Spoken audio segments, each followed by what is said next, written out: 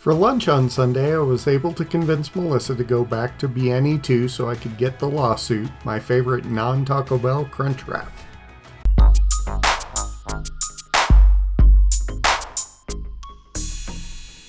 At the library on Monday, the Storytime kids got a special visit from the dragon from Dragons Love Tacos by Adam Rubin. Melissa's friend Laura has special connections. On Tuesday, I started a new job as the church secretary and connections assistant at Castle Oaks Covenant Church, and I returned on Tuesday evening to work with our youth once again. On Wednesday night, Alex made us dinner. As usual, Alex did a really good job plating our food. The difference this week is that he did a very different plating of his own meal. Nice of him to let us start eating as he worked through his creative process. I read Silver Elite by Dani Francis, and after feeling like I had a little bit of a dud last time, it was such a great read. I felt like it had been a while since I had read much dystopia. There's been one recently, but this was just a really well done story.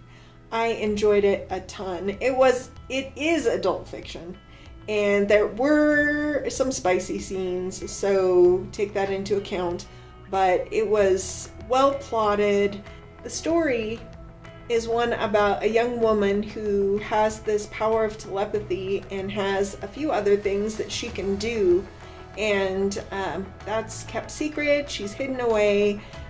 When her guardian is executed, she ends up getting brought into the military for this group that is persecuting people like her, and she is kind of trying to figure out where she fits and what she should do. She would love to take down this organization, and of course there is the handsome colonel or captain that is, in charge of her, and so there's a love interest for sure.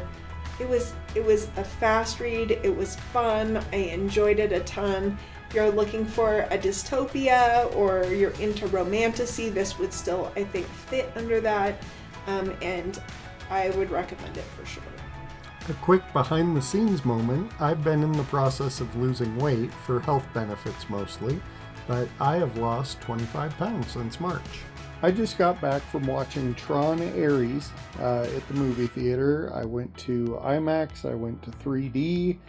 I figured if I'm gonna see this, I should see it in the best way possible. And I was definitely not disappointed as far as things go, graphics-wise and visual-wise. My only drawback is that the sound was extremely loud, and I feel like part of the reason why people don't go to movie theaters anymore is because they have a better sound system in their house, and so I actually appreciate having the volume turned up in the movie theater, but this one was just a notch too high.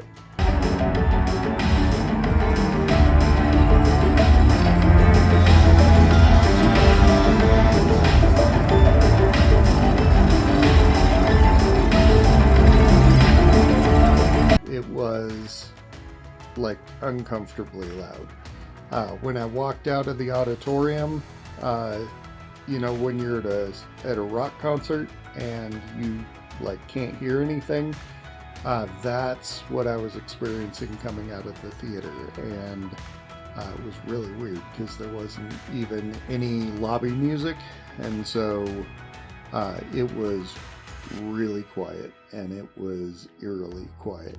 Like I said, if the volume would have been just a notch quieter, like I said, I love a loud theater. I haven't been in a theater that I thought was at the right level of volume in a long time. Well, I guess I'm still in that case, but this one was over the top. Most of the time, the volume's about 2/3 of what it should be. I like a volume at 11. This one was actually at 12. Anyway, the movie was an absolute blast. A lot of fun. I thought it was interesting that there was very little tie back to the second movie. I think at the beginning of the movie, when they're kind of setting the groundwork of what's happened since the last movie, there were a few references that might have been to things that happened in the second Tron movie, but I didn't see anything that really made this a sequel to that movie as much as to the original movie. They did a great job tying back to the first movie, and so if you are a fan of the original 1984, 1985, I think it was 84, 1984 Tron, it is a lot of fun.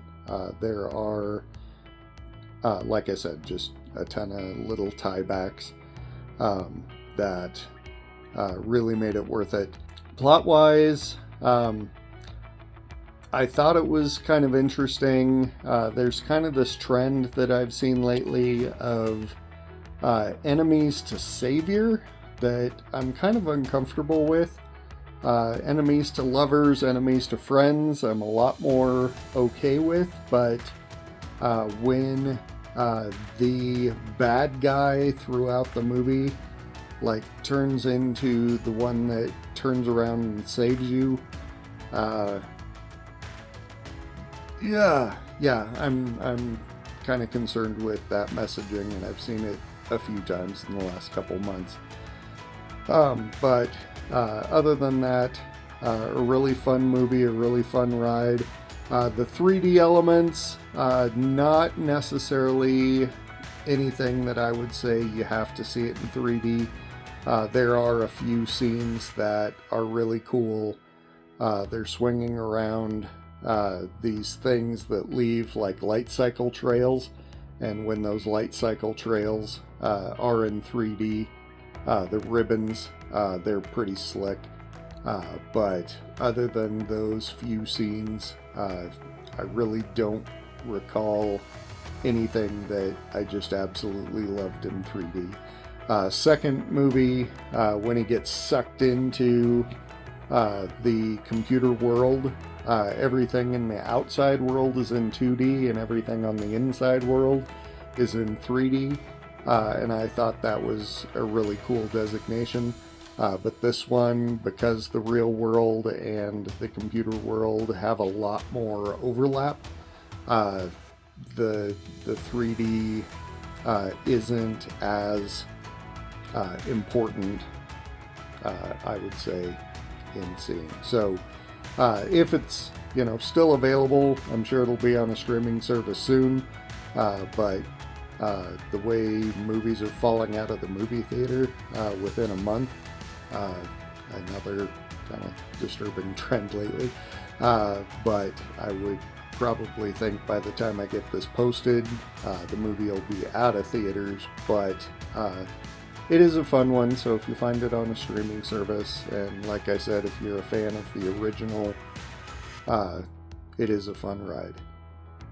On Saturday, we went to Osteria Alberico, which is an Italian restaurant in South Denver. One of our old youth students helped open the restaurant and is actually one of the pizza chefs.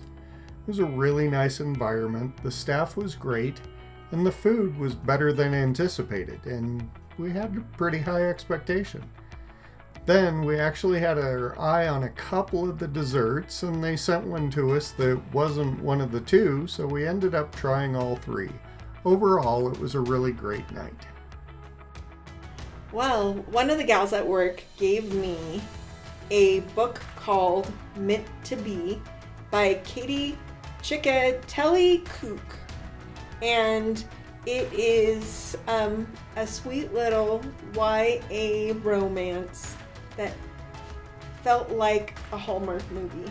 It was sweet. It had even a scratch and sniff mint sticker on the front.